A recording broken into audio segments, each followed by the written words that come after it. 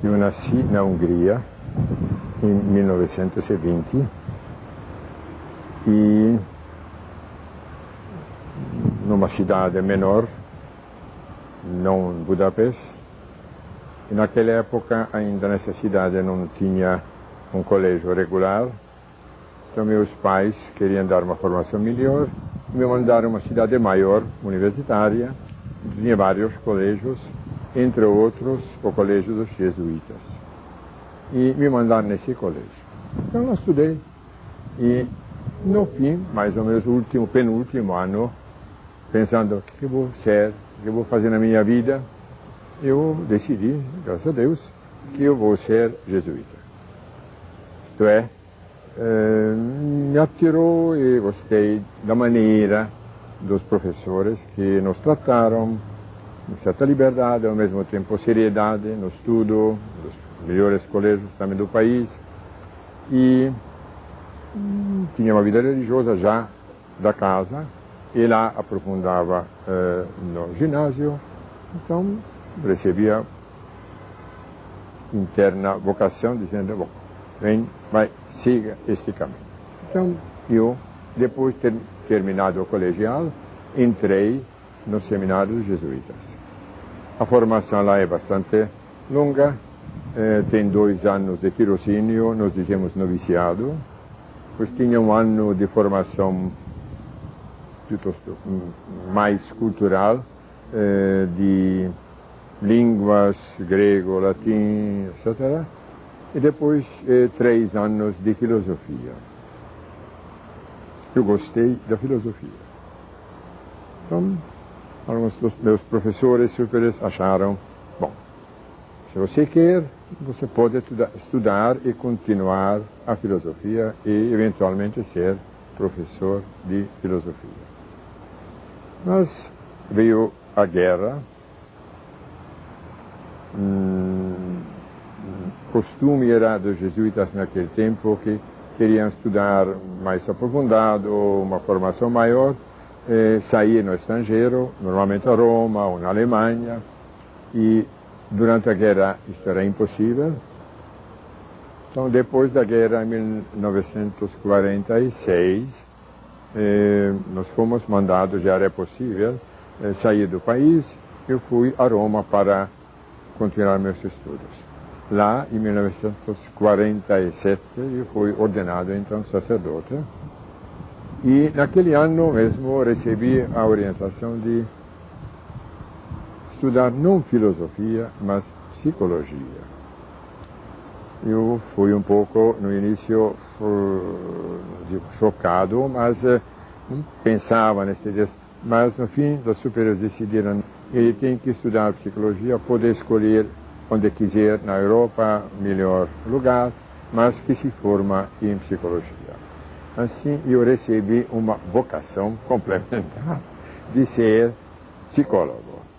Eu confesso que os primeiros anos não sabia exatamente o que eu vou fazer com esta psicologia. Mas, graças a Deus, pelas circunstâncias, em 1949 já,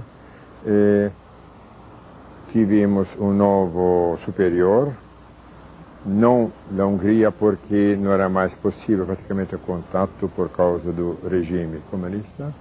Este superior era de origem holandês. Ele conhecia a Universidade de Lovaina, que tinha um curso de psicologia bom, já formado, tudo em ordem. Então, me recomendou, se quem sabe, em vez da Alemanha, que eu pensava primeiro estudar, vai na Bélgica e estude lá psicologia. Assim que eu comecei lá a estudar a psicologia e terminei a psicologia.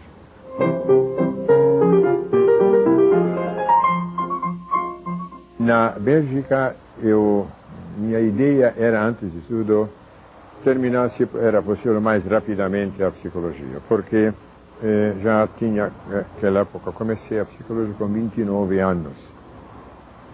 E tive facilidade porque tinha 3 anos de filosofia, uma certa facilidade, algumas dispensas de outras matérias, e teoria poderia ter terminado todo o curso de psicologia básico, normal, em vez de 4 anos daquela época, em 3 anos. E no fim eu consegui terminar em 2 anos, porque era possível, se conseguir escolher matérias optativas, tudo, consegui. E o único trabalho fora dos estágios ou pesquisas foi 3 ou 4 meses, mais ou menos, no hospital psiquiátrico da Universidade de Lovaina, onde fiz um estágio prático. Mas eu não trabalhei na Bélgica em psicologia. Depois tive ainda 2 anos e meio, quase 5 anos em tudo, para fazer o doutorado. Isto é, 2 anos e pouco de curso regular. Então, quando terminei os estudos, em 54, tanto tudo eram 5 anos, não pude voltar à Hungria, porque era impossível. Então, os superiores disseram, vem ao Brasil. Então, assim que eu cheguei ao Brasil.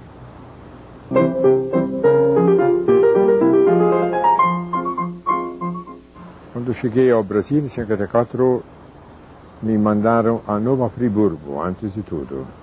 A Nova Friburgo, naquela época, era o seminário, uma escola superior para a formação dos jovens jesuítas brasileiros. Eles fizeram o curso superior de filosofia. Mas, na minha época já, na Hungria também, aqui também, além da filosofia propriamente dita, eles tinham outras matérias, por exemplo, psicologia experimental, como nós dissemos. Então eu fui lá para lecionar, diria hoje, antropologia filosófica e psicologia experimental. E isso era fácil porque eu cheguei ao Brasil sem saber português. Eu não tive tempo, porque terminar o doutorado era bastante difícil para terminar tudo em tempo. Então cheguei e a vantagem era a antropologia filosófica e eu pude lecionar em latim. E os jovens sabiam tanto, por ser mais latim do que eu. E a parte de psicologia experimental eu tentei dar em francês, porque como eu estudei na Bélgica, era uma língua, e eles se entendiam, porque eles fizeram, muitos deles, as línguas neolatinas aqui na PUC ou nas outras universidades brasileiras. Portanto, era uma comunicação. Então lá eu trabalhei 3 anos, e durante esse período, já nos primeiros dias livres, feriados, tentei entrar em contato com os psicólogos do Brasil. Então, desci ao Rio, fui a São Paulo, conversando com os professores, e os jesuítas brasileiros também me conheciam. E depois de 3 anos, querendo o reitor Padre Alonso da universidade reformular um pouco a psicologia, trazer a psicologia aqui ao campus atual da universidade. Então me pediu se eu não podia pegar a direção do curso de psicologia que já existia antes de mim. Então eu aceitei e deixei Friburgo, voltei ainda para lecionar durante 3 anos, mas efetivamente eu comecei a trabalhar a PUC no Rio de Janeiro.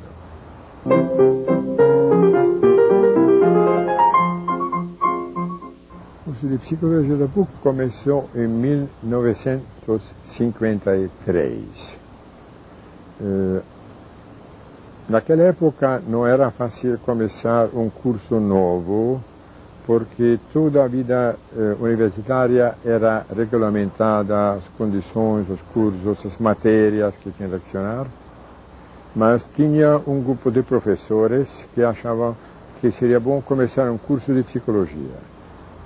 Nominalmente eram os 3 que formaram uma comissão: o professor Barreto Filho, que era o catedrático de Psicologia de Educação na PUC, professor Gilbert Barbosa Torres, que era um psiquiatra, e o terceiro, o professor Hans Lippmann, que era de formação de filosofia, filósofo e de serviço social, Então eles três decidiram que era tempo começar um curso de psicologia universitária, mas que não podia ser um curso regular porque a profissão não era regulamentada. Todos os outros cursos da universidade se transferiram em 55 ao campus atual, e este curso ficava fora. Então incomodava um pouco o reitor daquele tempo, o padre Alonso. Então eu, em 57, depois de 3 anos, aceitei este curso e cheguei reformulando e começo um curso um pouco diferentemente estruturado, mais amplo, e de 4 anos propriamente de psicologia. Eu comecei o curso em 1956, na Santa Casa. É um curso organizado pelo professor Lippmann. Quando nós começamos, ele se denominava curso de psicologia filiado à Pontifícia Universidade Católica do Rio de Janeiro. Quando nós fomos transferidos, eu não senti absolutamente nenhuma diferença, né? No nível, né, do curso. Era como se ele tivesse continuado. Evidentemente, nós já tínhamos toda a parte teórica mais ampla e fomos, então, quase chegando para a formação profissional.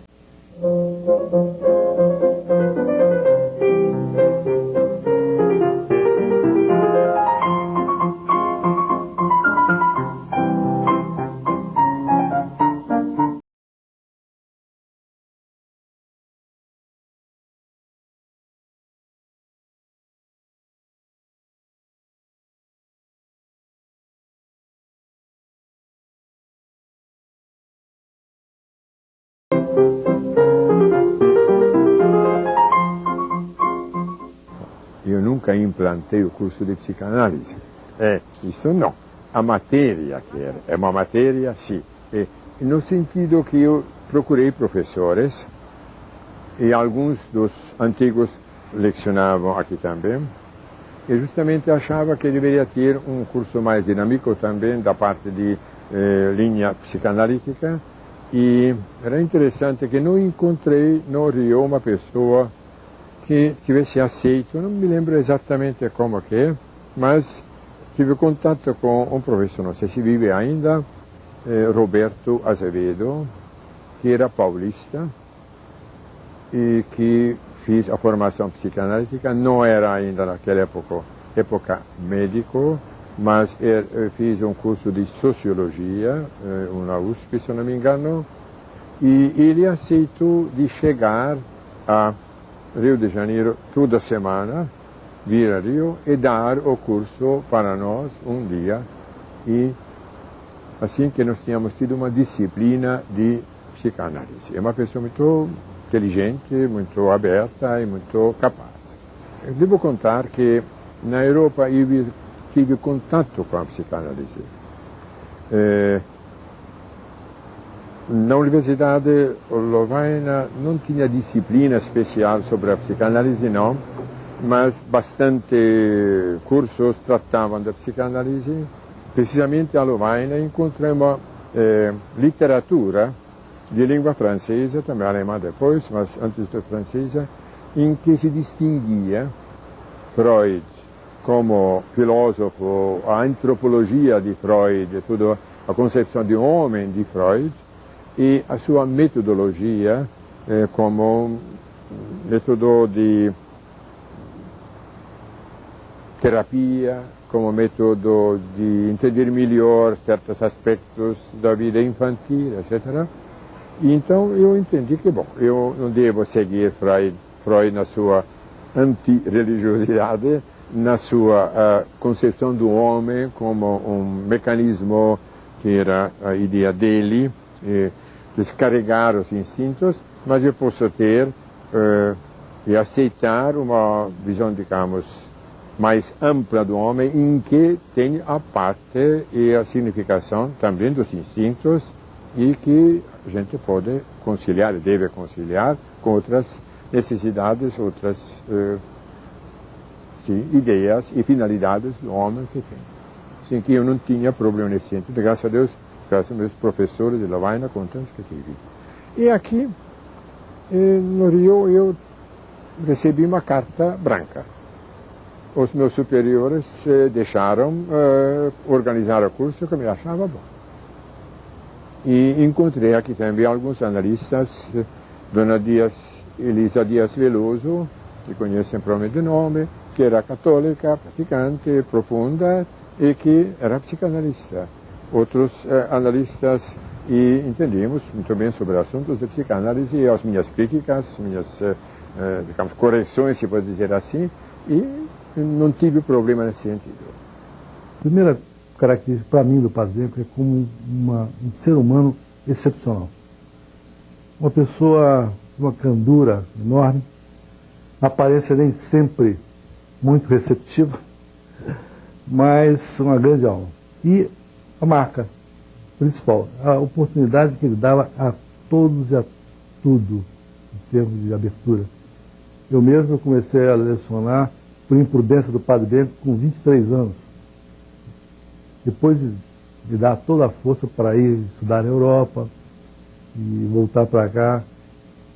Isso ele fez com vários. Ele criou toda uma geração de professores porque ele tinha esse tipo de abertura e confiança em quem era jovem.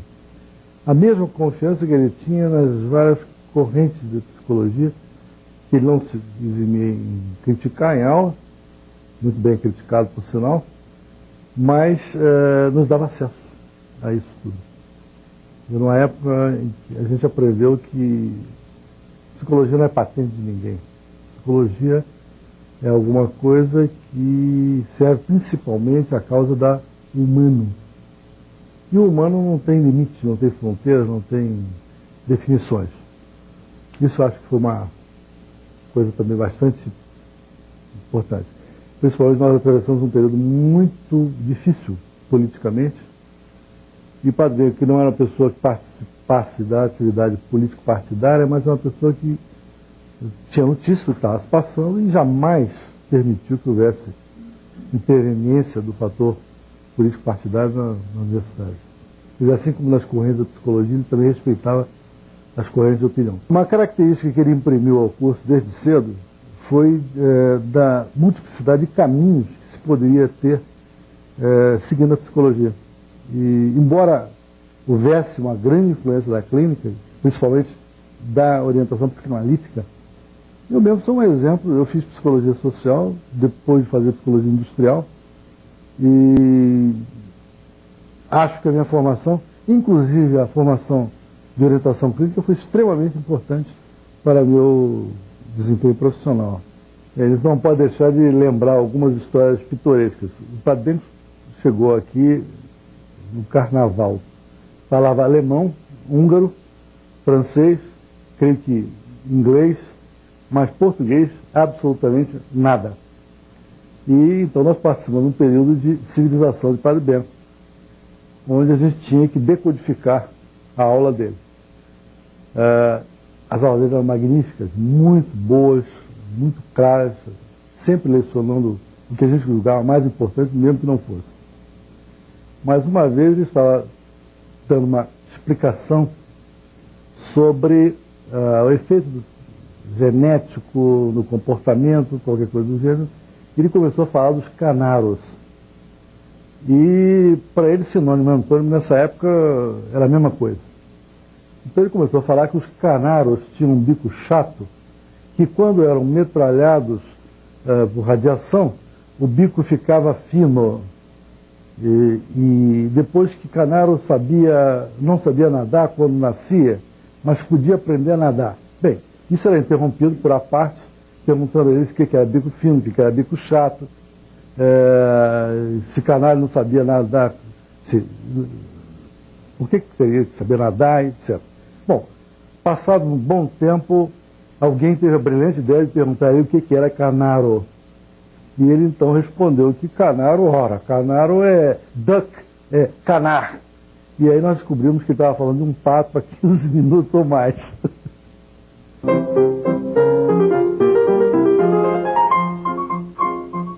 A ideia de fórum, creio que eu peguei de São Paulo. Se não me engano, lá que eu vi, junto com o professor em Zoase ou na Universidade de São Paulo, ideia de um fórum que eles realizaram, uma espécie de fórum de antropologia, as concepções do homem e na vida moderna, do ponto de vista analítico. Então eu achava que seria interessante também no Rio realizar isso e convidei, exatamente a ideia era sempre, não dois expositores opostos, ao menos de linhas diferentes, sobre assuntos exatamente, sobre a psicologia, sobre a concepção do homem, sobre liberdade e a psicologia, esses assuntos, e, graças a Deus, pelos contatos que eu tive anteriormente com os psicólogos ou professores das universidades, saiu, se me parece muito bem, e nós realizamos ainda uma vez, sem dúvida, talvez ainda duas vezes, fóruns diferentes. Ele promoveu o Fórum de Psicologia Confronto de Posições, para que exatamente nós pudéssemos, para os alunos, isso foi algo completamente surpreendente e de um aprendizado incrível, né? Onde ele reuniu as diversas correntes da psicologia experimental, do behaviorismo, da psicanálise, da filosofia e até da religião, para debatermos a questão da psicologia, da sua prática e suas metodologias. Isso diz do Padre Benco o seguinte: ele não tinha receio dos confrontos. Ele sabia se deparar com o seu opositor, mas de uma forma tal, né, que ambos saíam ganhando desse confronto. E foi o que nós ganhamos. Padre Benco veio de uma formação rogeriana. E chegando aqui, compreendendo todo o desenvolvimento da psicologia aqui, não teve a menor hesitação em convidar um psicanalista para ser o supervisor e aquele colaborador até da implantação da clínica de prática psicológica que nós tínhamos dentro da PUC.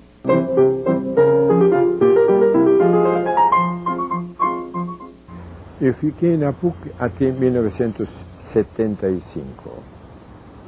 A direção da psicologia eu deixei em 1966.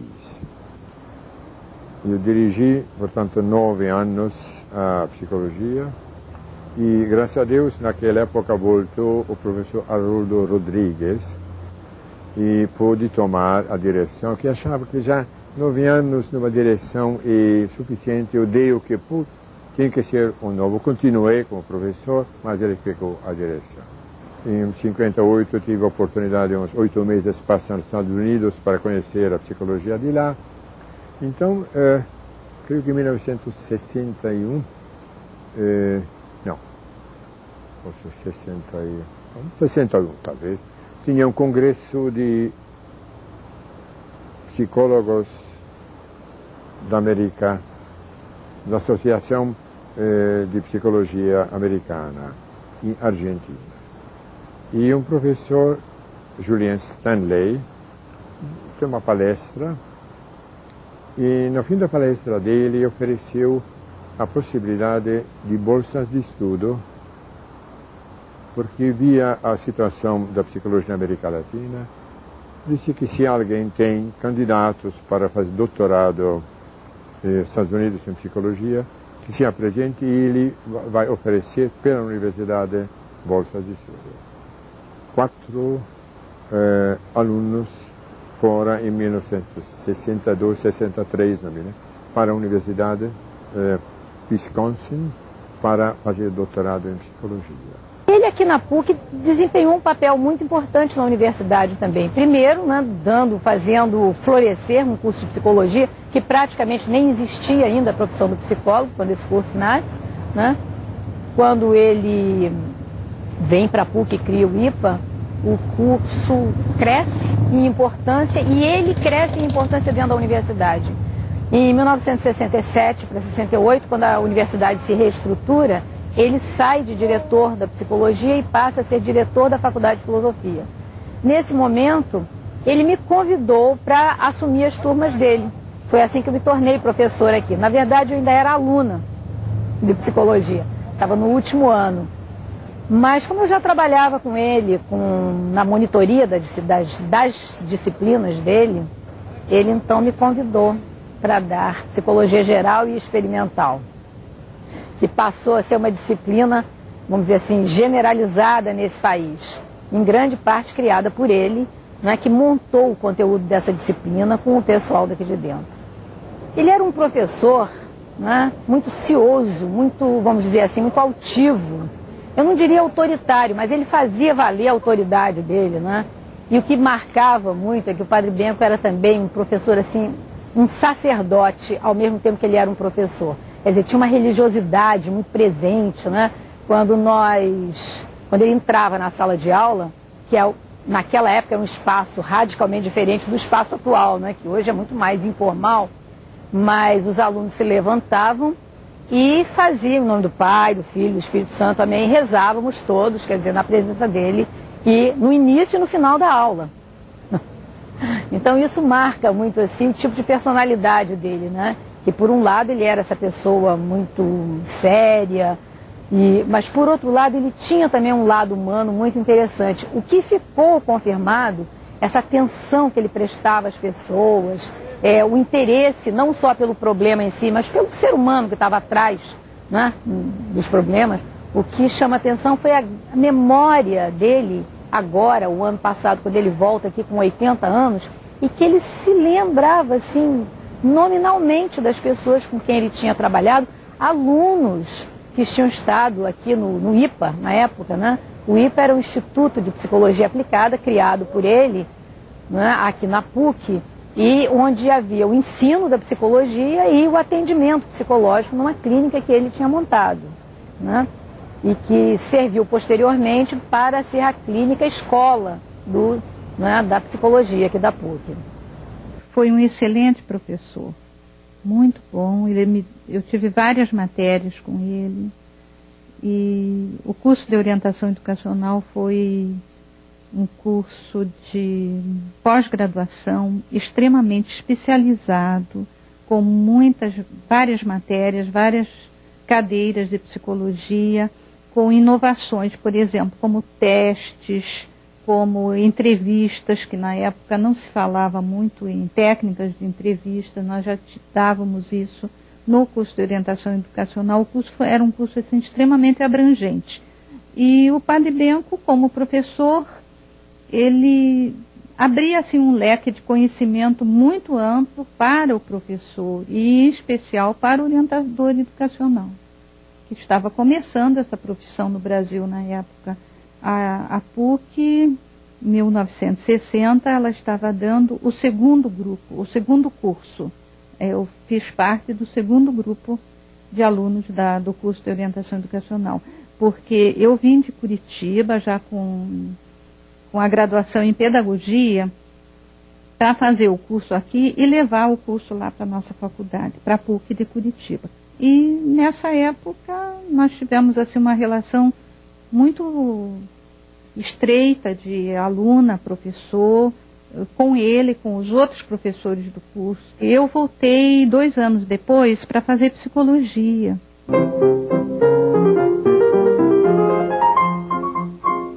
Continuei me dedicando à psicologia, sim e não. Porque em 1968 houve uma reforma da PUC. 67 que começamos, uma reforma grande, em que introduzimos o sistema de departamentos, sistema de créditos, e para suprir alguns defeitos e dificuldades de professores que lecionavam já há alguns anos na universidade, mas não tinham tido sair para o estrangeiro, fazer doutorado. Criamos a possibilidade de fazer o doutorado aqui, e Maria Helena Novaes, professora Maria Helena Novaes, foi uma daquelas que aceitou esta oportunidade.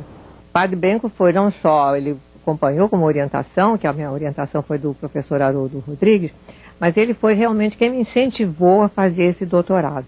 Porque na PUC nós estávamos já com a parte do credenciamento todo pronto do curso, e justamente a parte de doutores era muito importante. Então havia um artigo realmente na PUC que você, como tendo notório saber, prática muito grande de academia, curso de especialização, mestrado e tal, você podia então fazer o seu doutorado. E foi o padre Benco que disse, senhora, ele só falava assim pra gente, senhora, tem que fazer isso como honra. Falei, padre Benco, eu não aguento mais, não senhora, tem que fazer mesmo.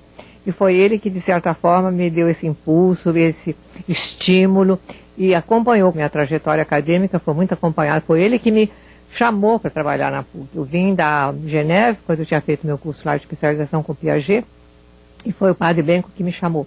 Não, Marilena, você vem porque você vai fazer essa grande contribuição e tal, e lá fiquei.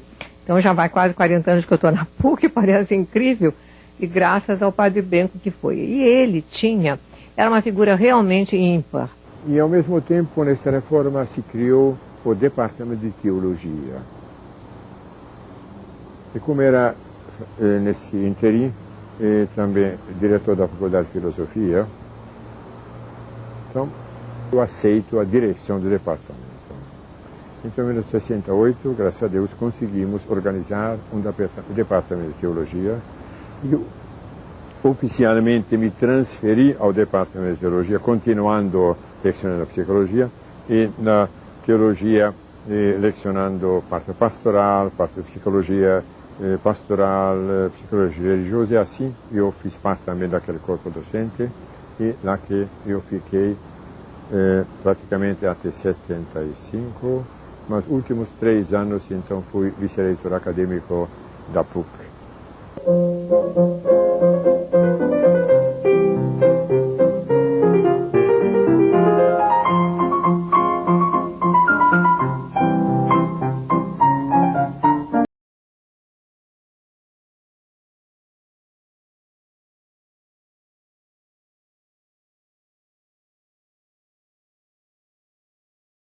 Meu nome é Daniele, eu estou no 10º período do curso de Psicologia e faço estágio aqui no SPA supervisionado. Você sabe como surgiu o COP?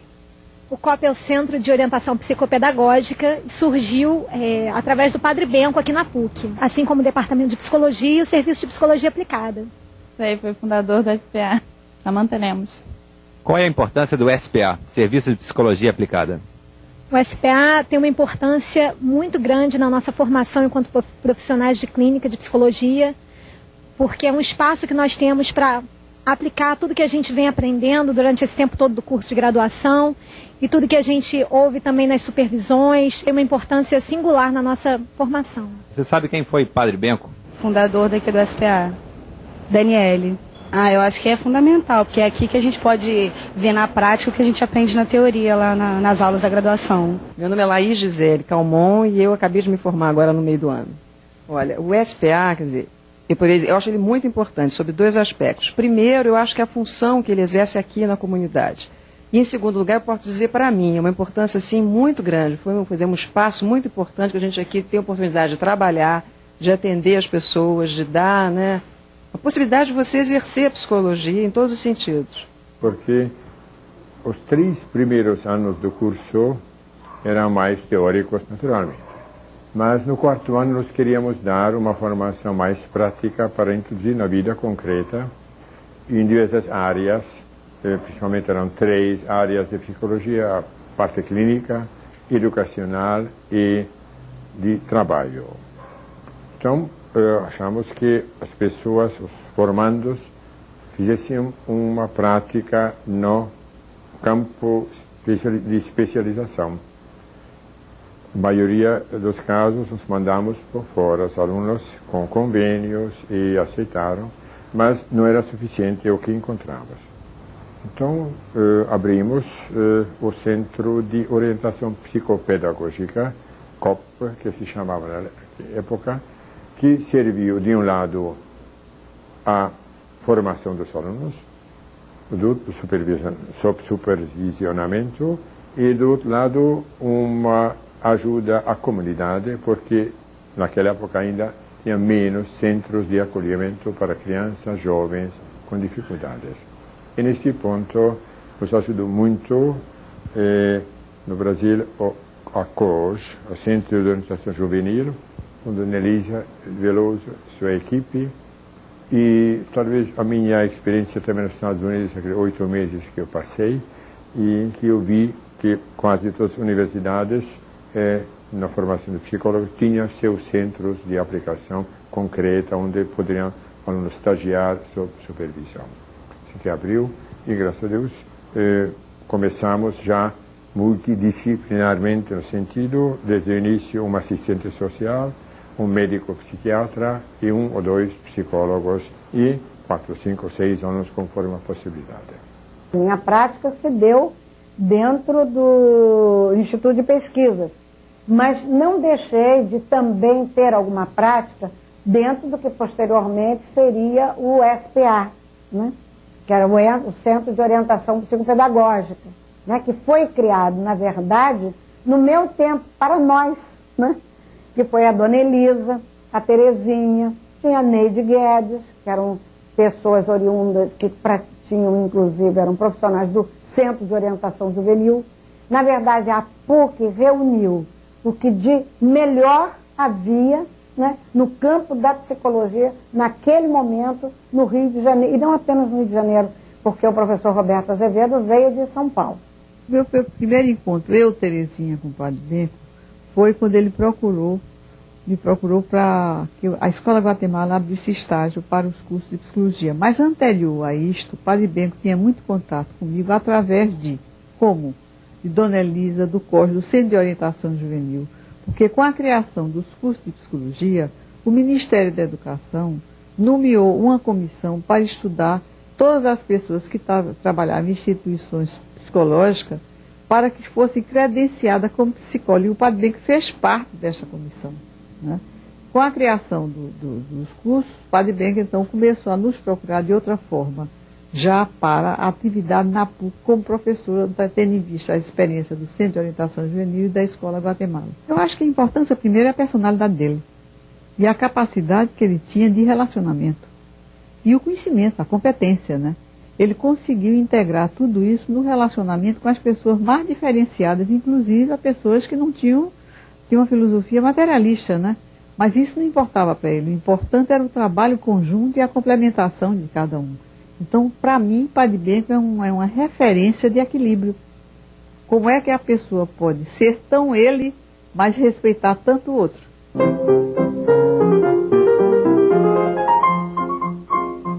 Esta ideia cresceu lentamente.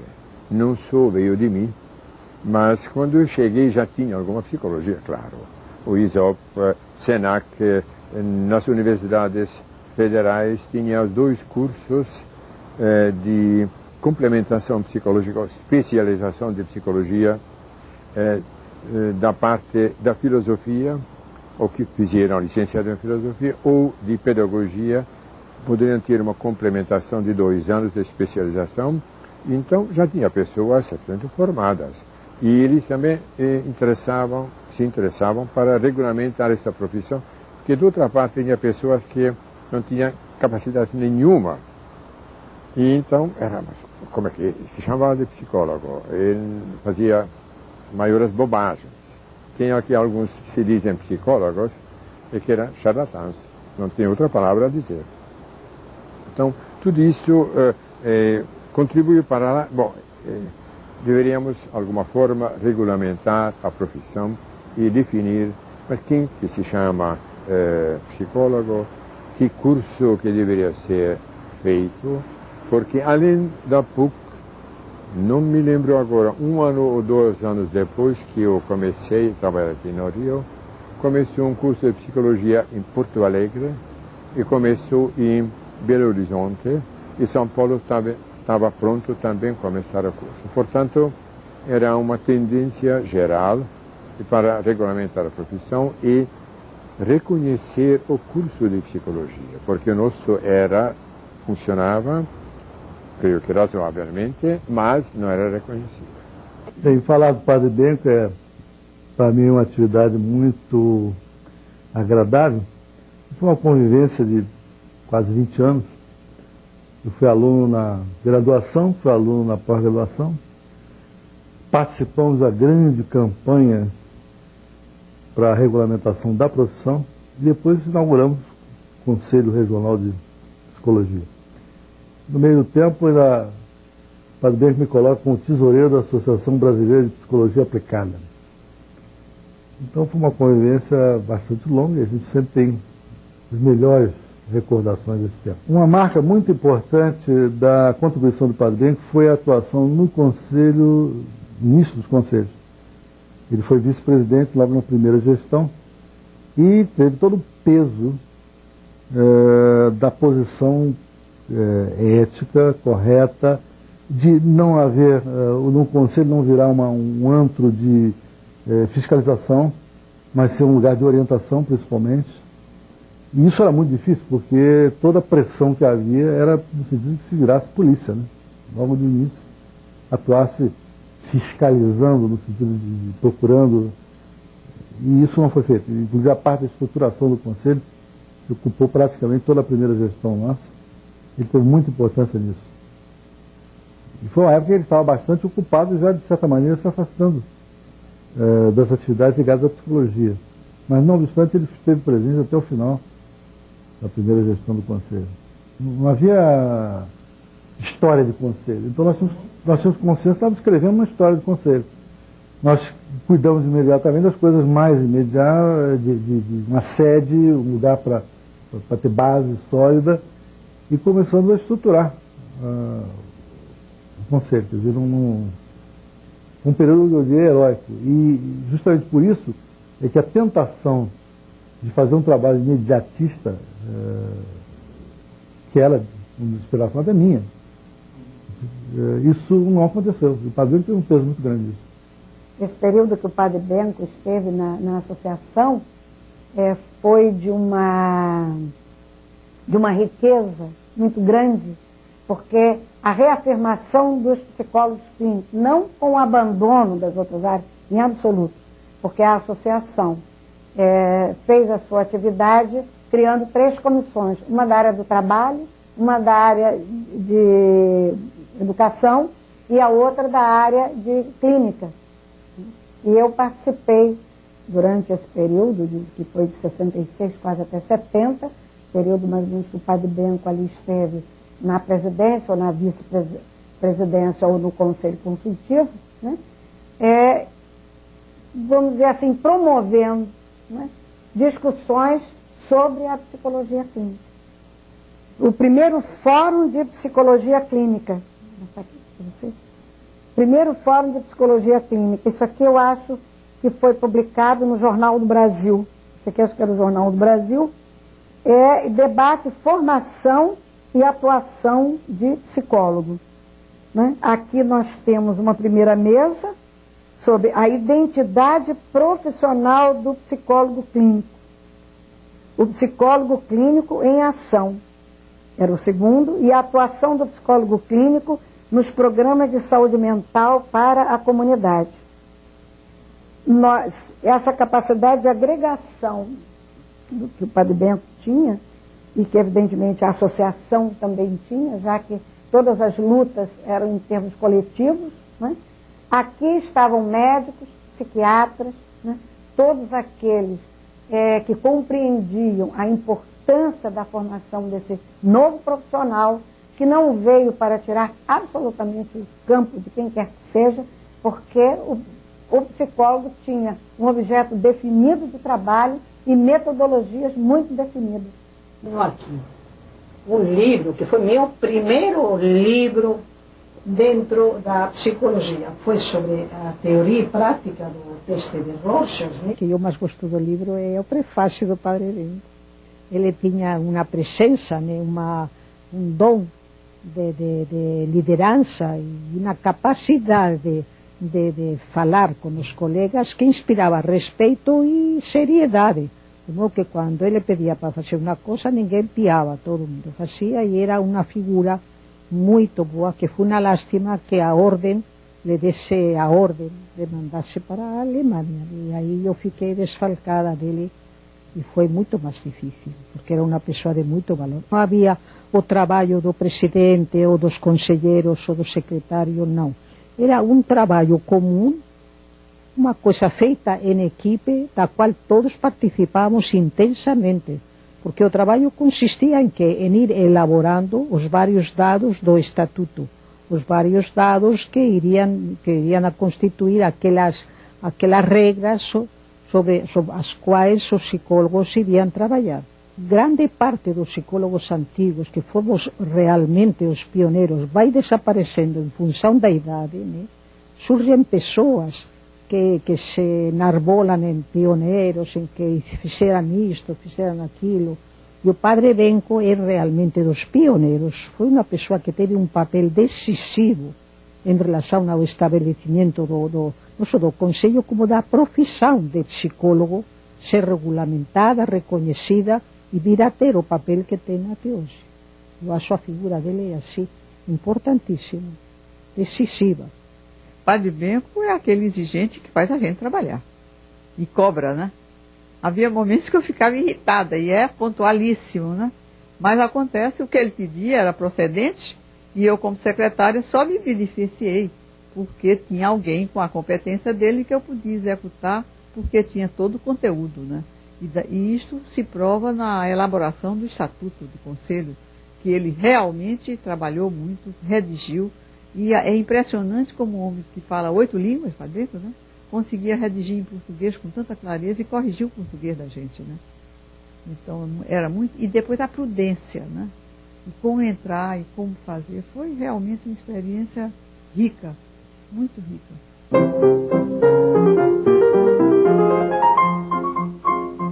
Eu não sou um futurólogo, mas quanto eu posso dizer, a psicologia torna-se uma necessidade. Não que todos devem ser psicólogos, Deus me livre. Nem todos os sacerdotes devem ser psicólogos. Mas um conhecimento maior da dinâmica da vida humana, numa vida mais complicada que nós temos, torna-se necessária. E, ao meu ver, a psicologia tem como função exatamente conhecer o dinamismo psicológico, enquanto possível, nas nossas atividades, nossos projetos,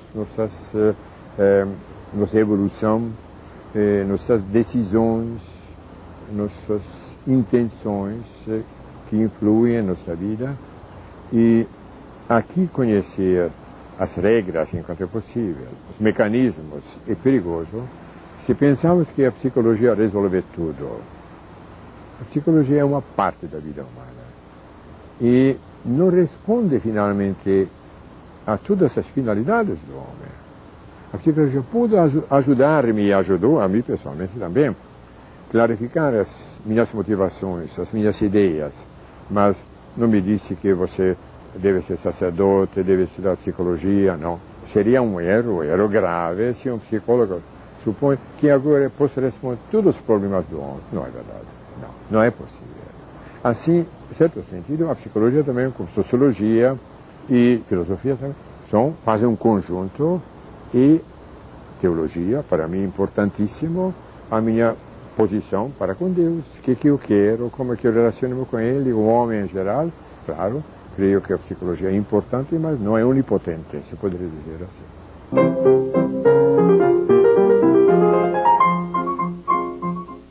Em 1996, voltei à Hungria e, voltando, pensei, o que eu vou fazer na Hungria?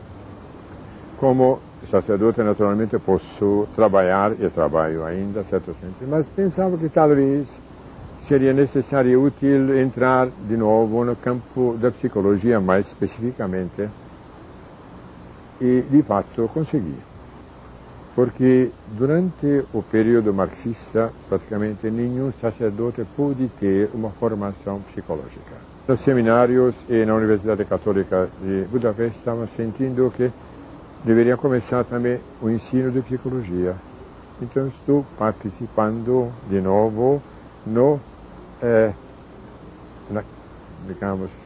reestruturamento da psicologia na Hungria, pelo menos na parte da Universidade Católica, estou lecionando lá. Ele é um homem que com sabia, teve a maior consciência do seu destino, não é? Porque ele veio para uma terra, né, dessa forma, não falava uma palavra, e, no entanto, a trajetória dele aqui, que eu considero, para o que ele fez, em curtíssimo espaço de tempo, né, ele enfrentou um período dificílimo politicamente, além dessa questão política mais ampla, há toda uma resistência ao espírito que a PUC estava imprimindo ao próprio curso que ela tinha implantado, né? Ele não se recusou em participar em momento algum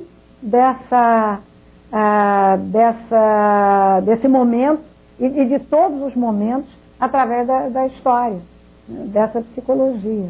Então é um homem que assumiu o seu destino, né? E ali ele estaria presente em qualquer momento que ele fosse chamado para dar algum tipo de resposta, orientação, seja lá o que for. Eu considero isso extraordinário.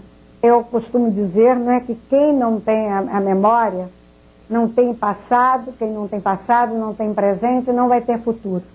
Porque uma identidade só se constitui através desse tempo, né, desse contínuo entre passado e o presente e que vai conduzir ao futuro. Com o Padre Benco e todos os contemporâneos, né? Fizemos, na verdade, uma psicologia vinculada absolutamente a uma prática social, porque todos os problemas que nos eram apresentados vinham de uma consciência de uma realidade, né? E resgatar essa memória, né, vai conferir aos psicólogos de hoje, né, um significado para eles próprios, né, do que eles são e deverão ser hoje, em razão desse passado.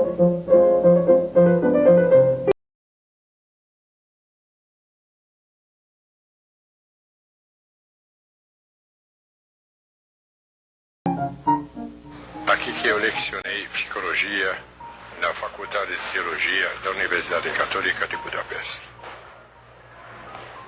Aqui é o pátio central do Seminário de Budapeste. Saudações a todos os amigos do Brasil.